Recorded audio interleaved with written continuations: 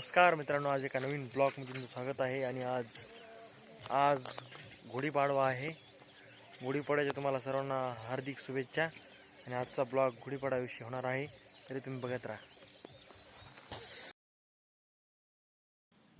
तर मित्रांनो, भाग्यश्री आणि रेणुका इथं मस्तपैकी हात जोडून उभ्या आहेत.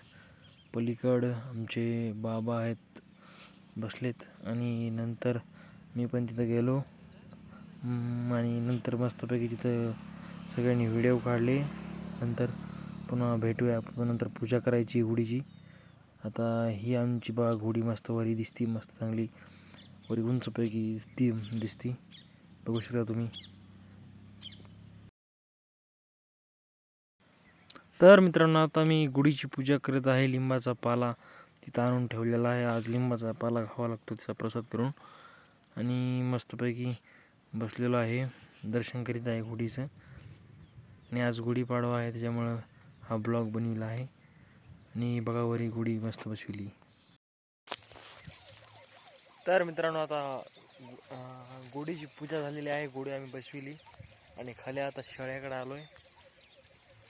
आणि गुढीची पूजा झालेली आहे, बघू शकता तुम्ही. आता नंतर शेळ्यासमोर नंतर जेवायला जायचं आहे, नंतर दुपारी. चला जेवताना भेटू. तर मित्रांनो, आता जेवायला आलेलो आहे. भात पोळी असं जेवायला आहे.